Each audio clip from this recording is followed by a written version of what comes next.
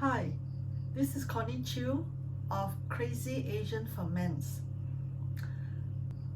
For these vegan events, I'm going to be presenting to you two types of kimchi. The first one is Baek kimchi, which is also called white kimchi, and the other one is the normal red pepper kimchi. I've been to Korea several times, and I remember when I first went to Korea, and we all know that kimchi is Korea, Korea is kimchi. Little did I know that it is so much part of the life of the Koreans. And I was really shocked to know that I remember that when I had my first meal, it was lunch, and there was kimchi. And I thought that was it. However, when it came to the next meal, dinner, there was kimchi. And the next morning when we had breakfast, it was kimchi again. I was like, oh my God, what is happening? What's going on?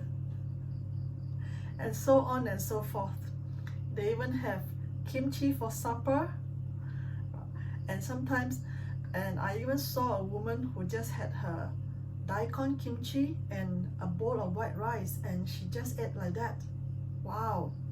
Before red chili pepper came to Korea in 16th century.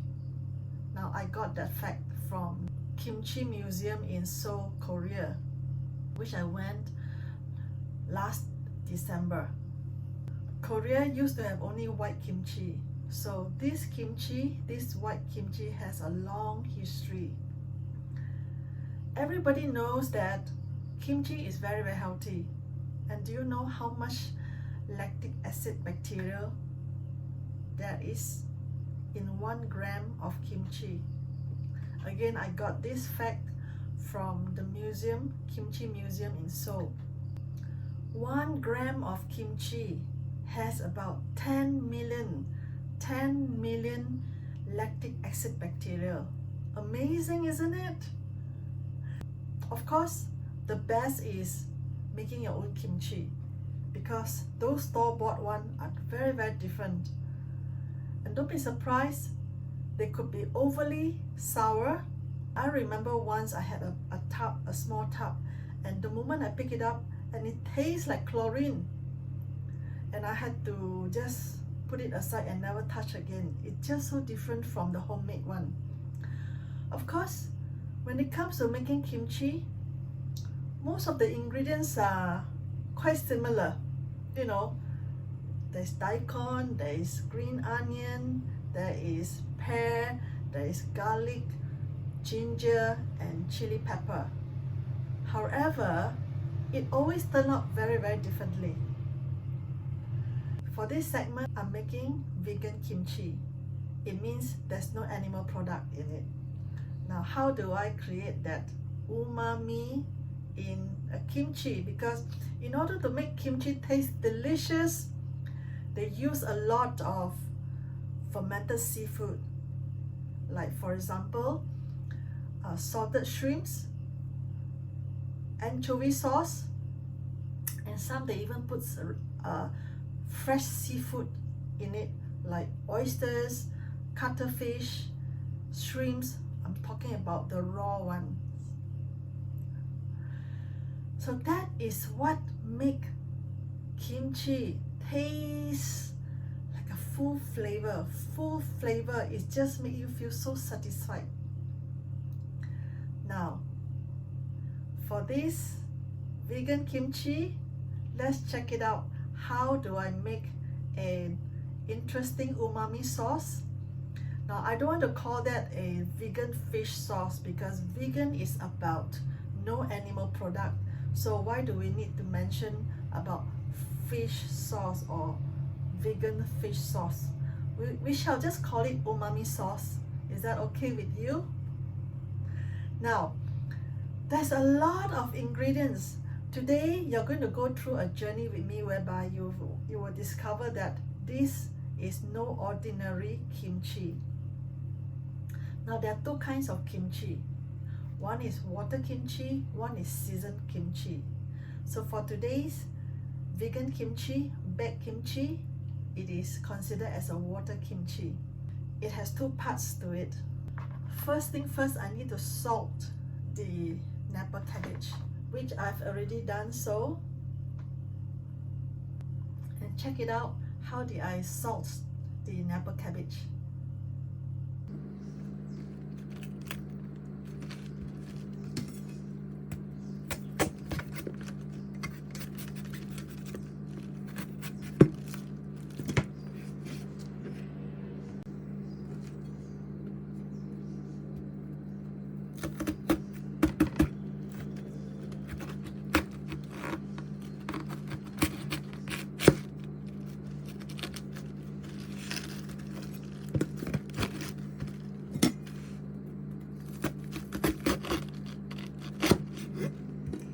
Cut, slit half, and then tear open.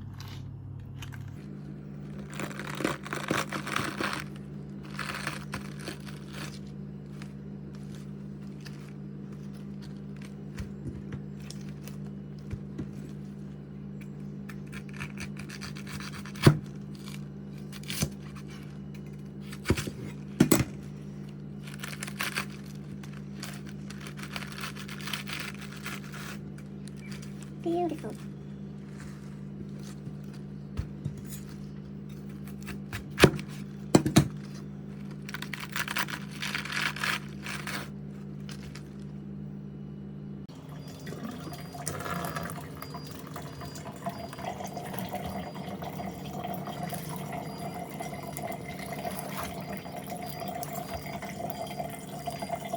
I prefer to wash the vegetables before the salting, simply because I believe most of the vegetables have lots of pesticides, and they start to spray pesticides when the core of the cabbage, when they start to form, and pesticides have been put around this area and then layer by layer.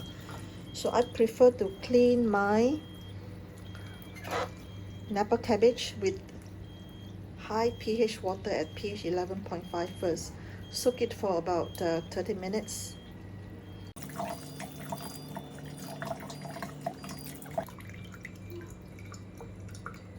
These cabbage, once they are soaked with the high pH water, the pesticides are removed, and you can hear that the vegetables, it's very crunchy by itself. And I'm going to rinse another round with the pH 9.5 water.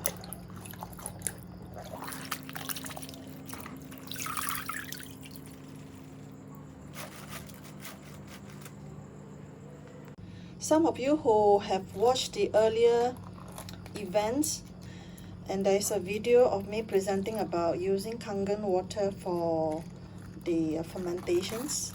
You could check it out on how the pesticides are being removed using the high pH water at pH 11.5.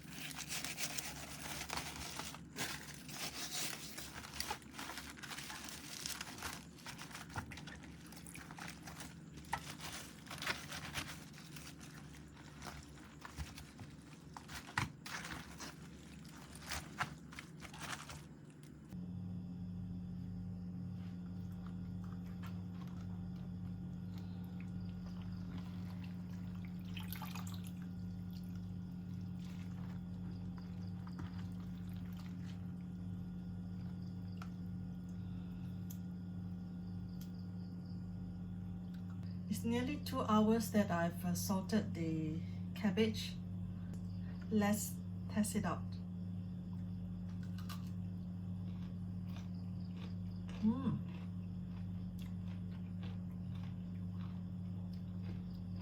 A bit salty.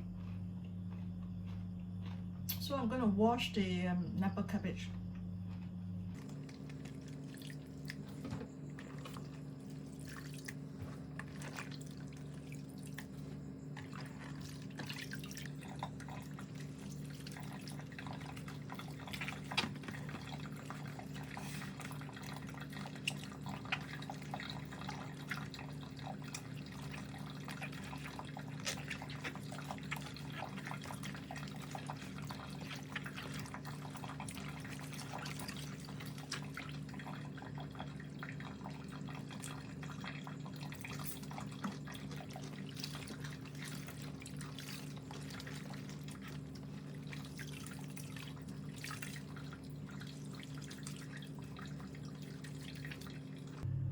So this is what you are looking at. I've made into 4 quarters, right? Alright, I'm going to put this aside. Earlier on, I mentioned that there are 2 parts to this particular white kimchi. In fact, there are 3 parts. First is the salting of the Napa cabbage. Secondly is putting all the shredded ingredients together. Okay. Thirdly is making of the broth. In order to make it more convenient, I'm going to make the broth first. Normally they make the broth last, but I'm going to make the broth first because I'm really lacking of space and I want to make the broth first. As soon as I wrap up all the ingredients stuffing into the Napa cabbage, I'm going to pour the soup into it. Oh yeah, before I go on, let me show you how did I create the umami sauce. It is just kelps and dried mushrooms. Dried mushrooms,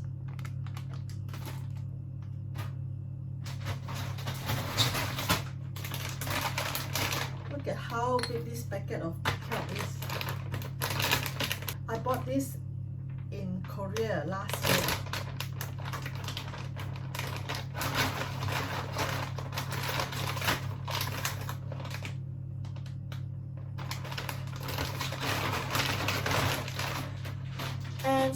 And normally what they do is they will boil. In fact, you can actually boil as well. Okay, you can boil the kelp and the mushrooms and onions and daikon to make it to have a umami stock. Okay, I use Kangen water at pH 9.5. It has gone through cold boiling, and I do not need to boil the mushrooms and the daikon because of the small molecules of the Kangen water at pH 9.5 is able to permeate into the dry ingredients and draw out the flavor. In fact, it really tastes like fish sauce already.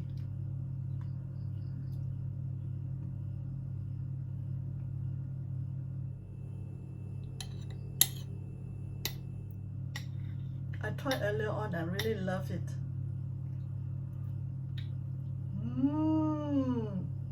It's superb. You won't even guess it is not fish sauce, except that this is not salty. Just now I forgot to press the recording button, and I've actually added the minced garlic and minced ginger into Kangen water. 1 liter of Kangen water without boiling, because it still has antioxidant in the water. And so minced ginger, minced garlic, and my umami sauce, which I have taken a few spoonsful of my umami sauce and added with my shoyu koji.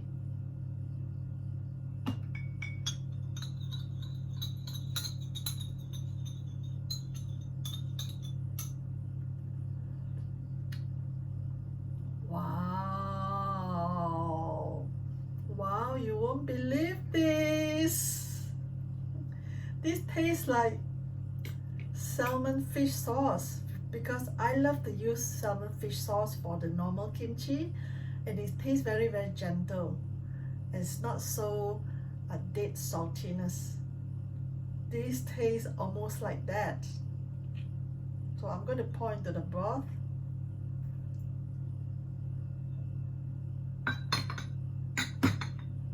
And this is the Asian pear, Korean pear juice, Daikon juice,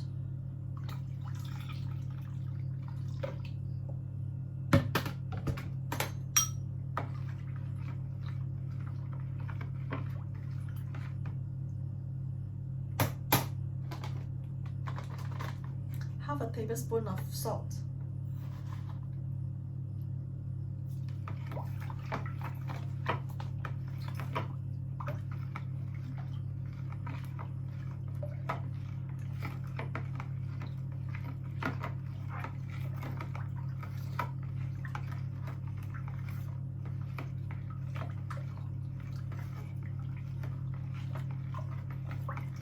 You know, the Kangen water really brings out the taste and flavors of all your ingredients and makes food taste elegant. Taste test.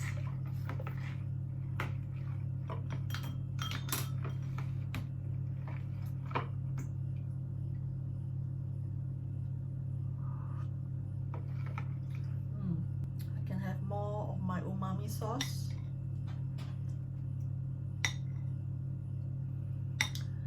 Well, if you are using the fish sauce, of course, fish sauce is very potent and pungent. 1 or 2 tablespoons is already making the whole broth taste very umami. But because we are using non-animal product to create that umaminess, so we have to add more of the umami sauce.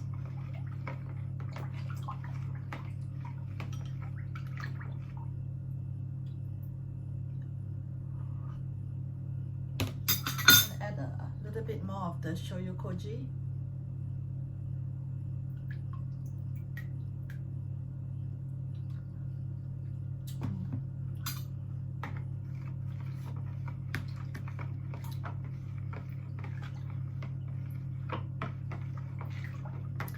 This is supposed to be white kimchi, and look at my broth now. It's so dark. It's so brown and so dark.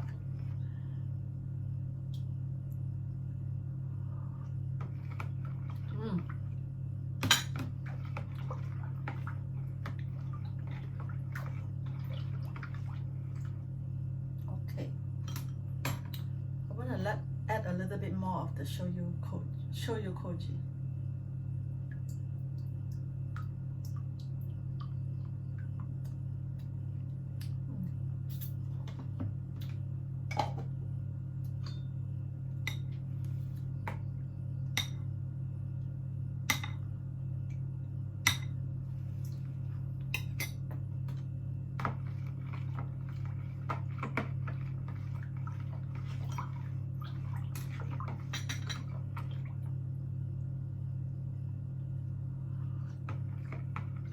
Okay, good now.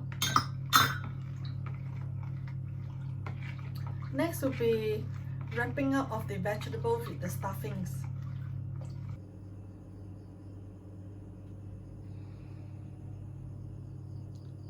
So we have dried red pepper, shredded daikon,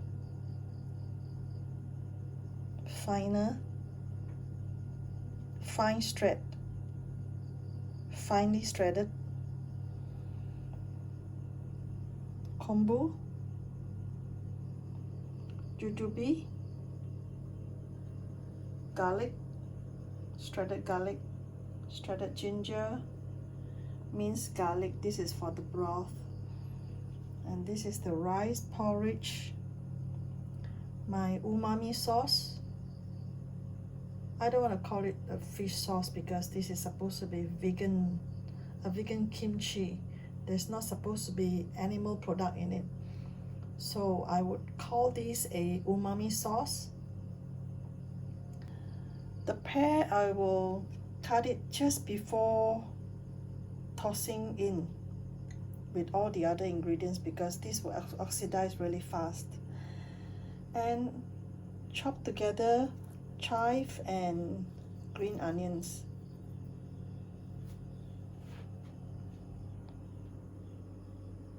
You have seen most of the ingredients needed to be used as a stuffing for this white kimchi, and in order to show you clearly, I'm using this white plate.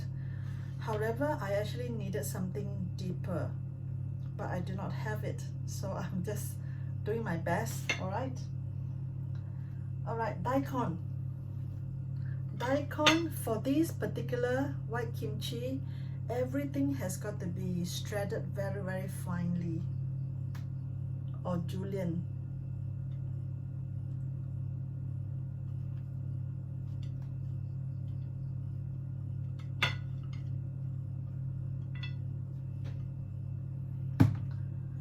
The pear, in order to prevent the oxidation, I have actually put some salt to it, and then water is coming out of the pear.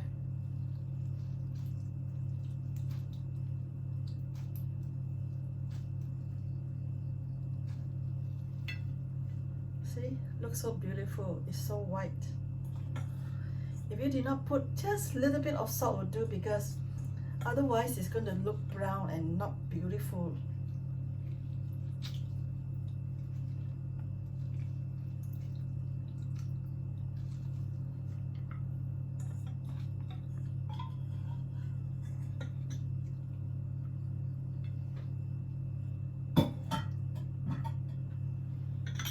Kombu,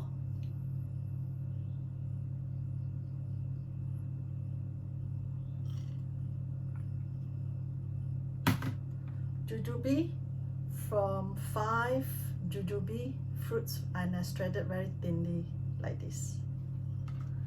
Now this is supposed to be a very colorful kimchi. Garlic,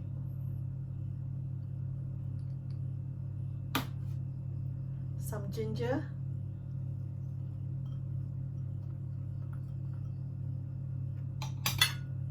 red chili, some dried pepper. Look, I think this is only possible to find in Korean stores. I have actually washed it and dehydrated.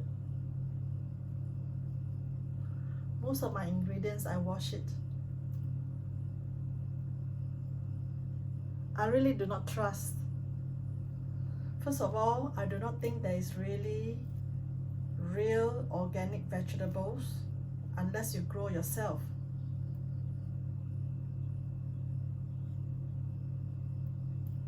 But even if you grow yourself, it is also subject to pollutants in the air and also the acid rain. And even organic vegetable, they have lots of parasites. Yeah, very subtle.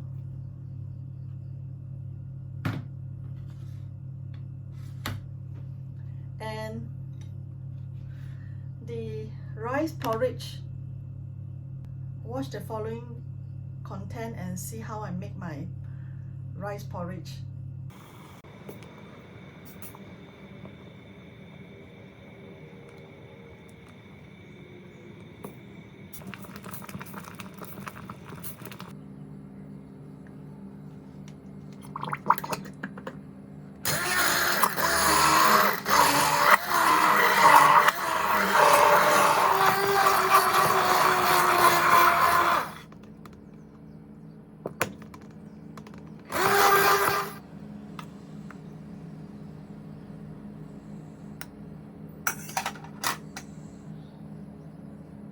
And I make extra of the rice porridge and I keep them,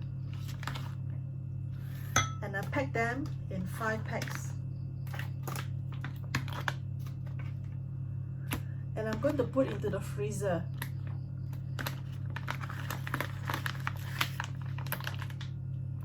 I love to take a little longer journey to make sure that most of my ingredients are really fresh and they're cleaned properly, right?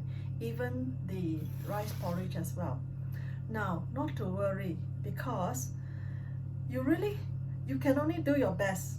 Just enjoy the process and just do your best to get the freshest ingredients. Like for me, if I can cook the glutinous rice and then I blend into a paste, why not? Because if it is store-bought, the starchy powder, the glutinous rice powder, sometimes I do not know what else they add to that, and they could also have bleach the glutinous rice as well in order and then to make into powder. So there's always a lot of question marks.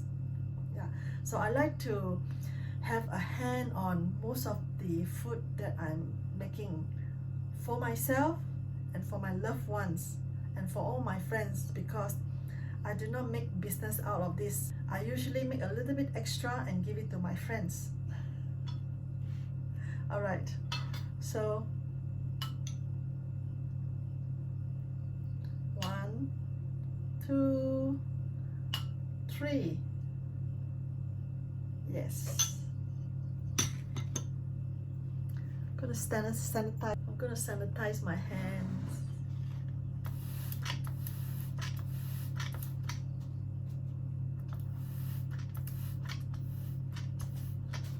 Now in Korea, most of the people who make kimchi, they use their hands to mix the ingredients.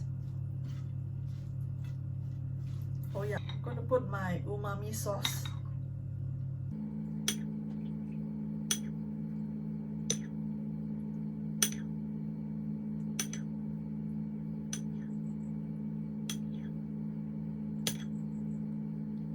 My shoyu koji.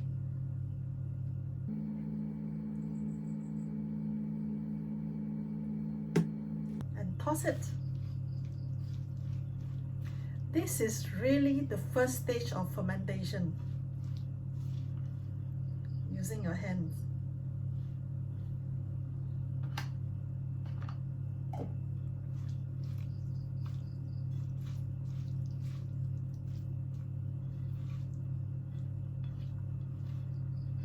Toss it with lots of love and TLC, tender loving care.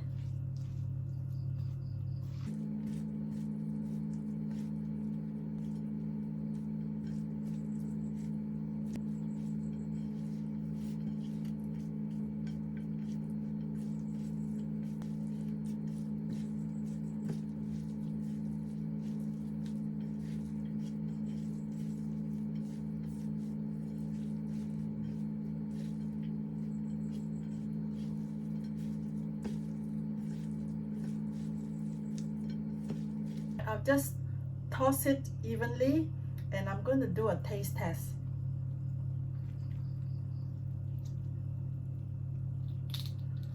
Just pull out a leaf.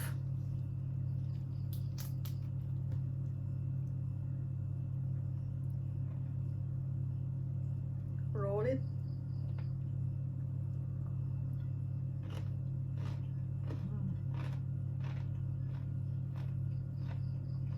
I'm going to add a little bit of sugar. The original recipe calls for Korean chestnuts, and I couldn't find it over here. So I'm going to give it a bit of sweetness, just a little bit.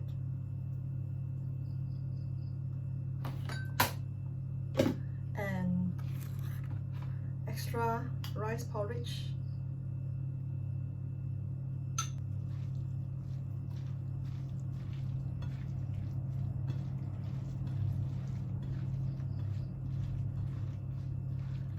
Alright, it's time to wrap the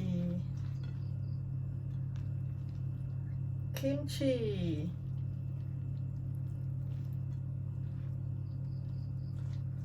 Pick it up, stuff to the to the end,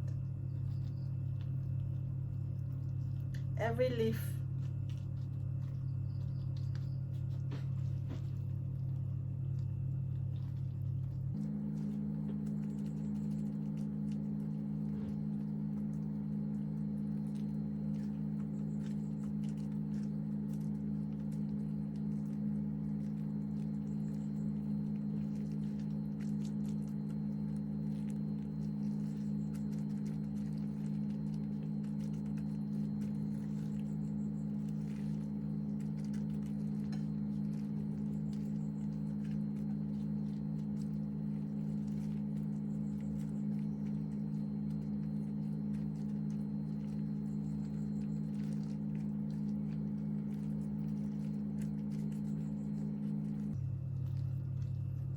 Alright.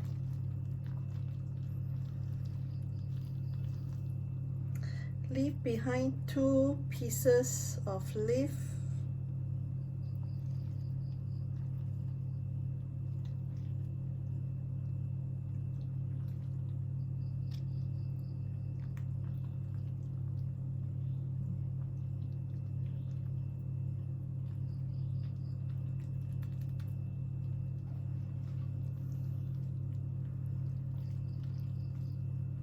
Hold it tight,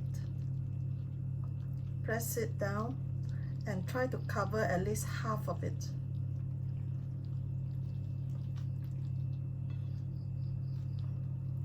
And this piece of leaf, pull it over here.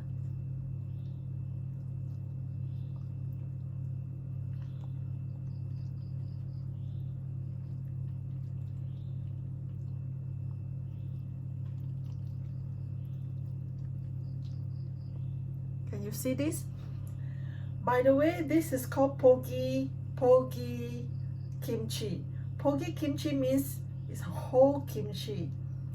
Yet, and the actual name for this kimchi is baked kimchi. So Pogi baked kimchi.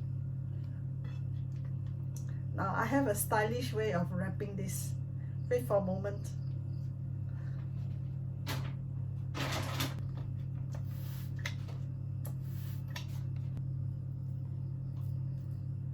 This straw string,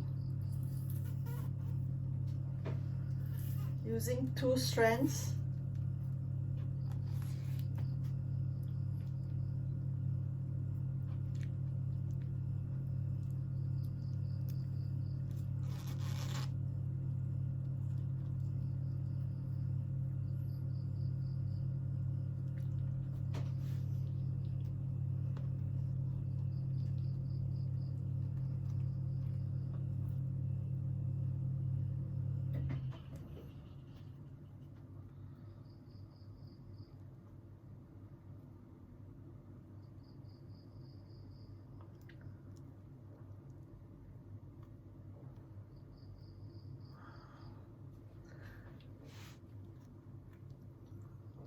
Can you see how beautiful this is? I saw this in Korea at the museum, at the kimchi museum. When I saw this, I was like, what a beautiful piece of art, you know. Due to lack of space, I have no choice but to use the Japanese fermentation bag.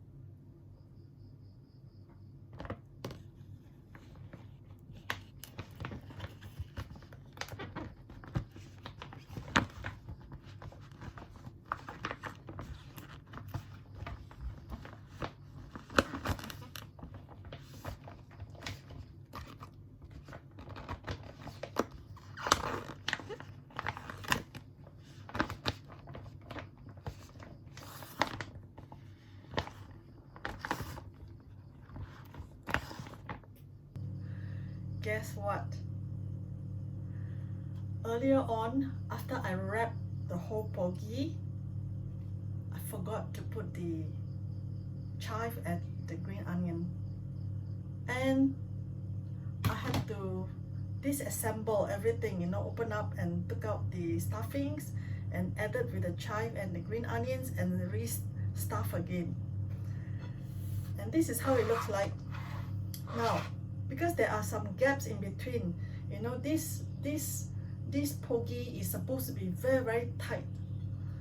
So I have cut some daikons like a cushion.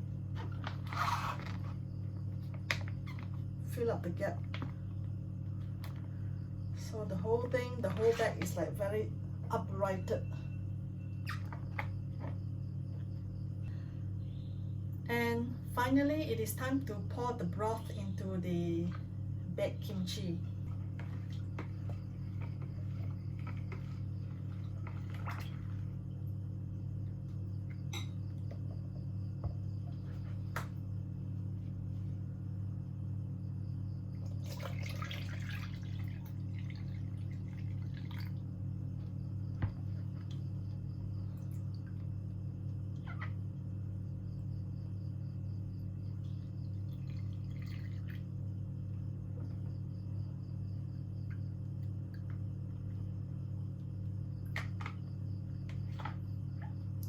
Easier to pour into the bag this way.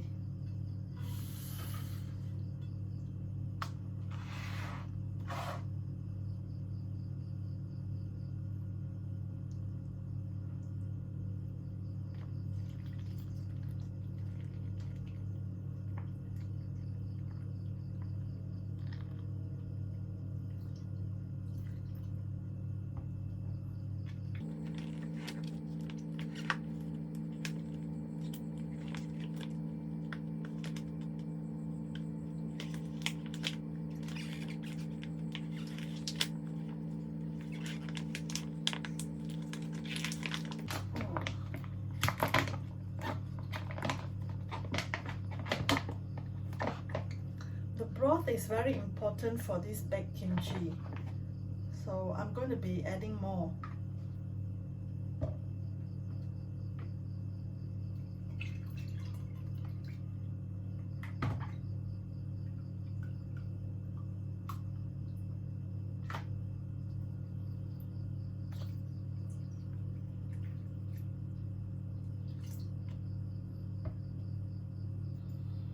That's all the capacity for this bag. And it's time to ziplock it. Zip it.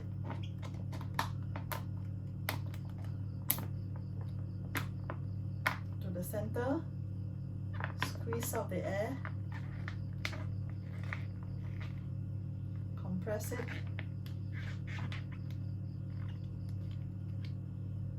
And lock it. See how easy this is.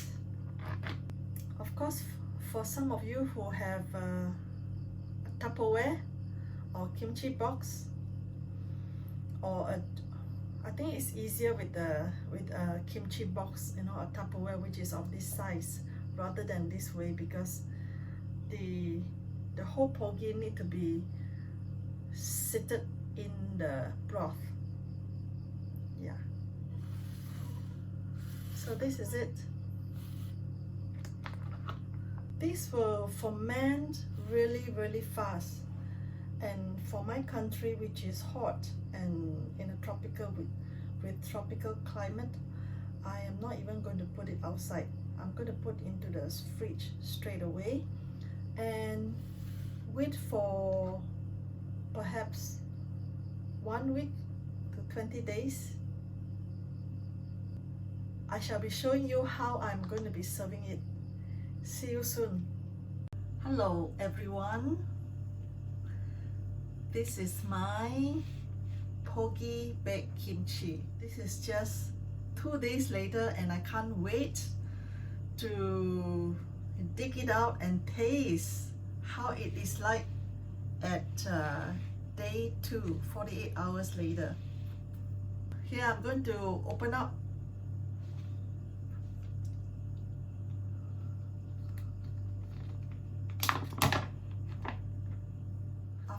to sterilize my hands properly with a low acidic water.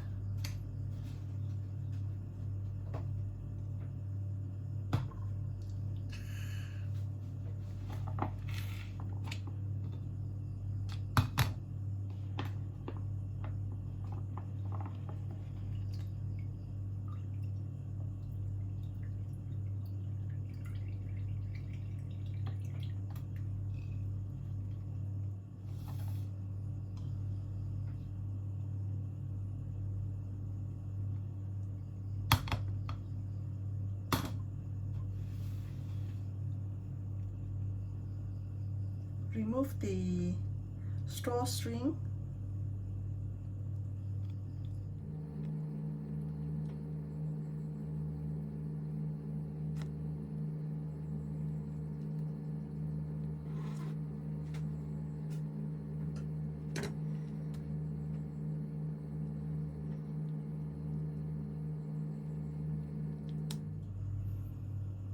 So I'm just going to cut into this size.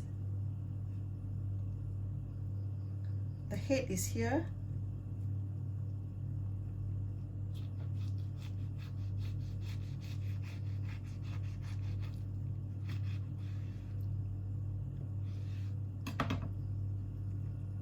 Look how beautiful this is. How beautiful this is. Oh wow.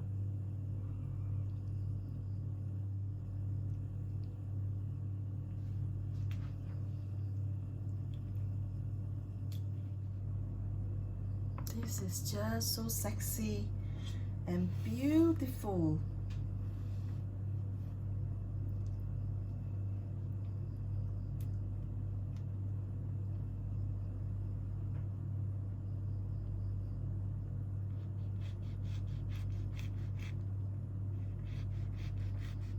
Cut it very, very lightly.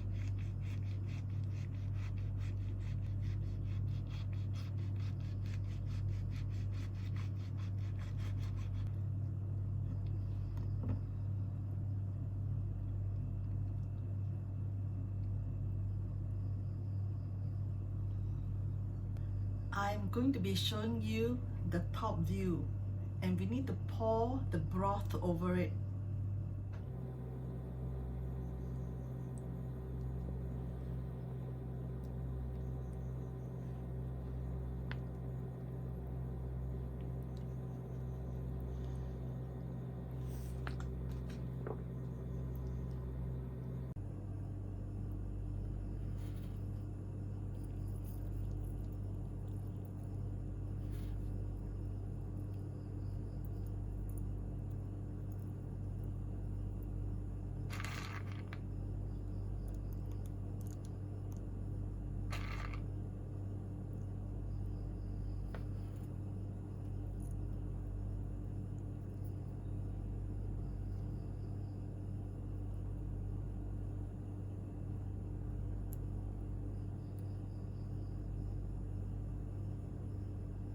How do you like it?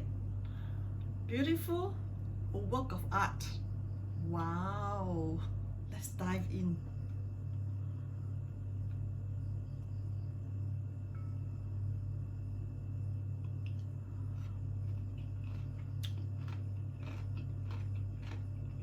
Mmm.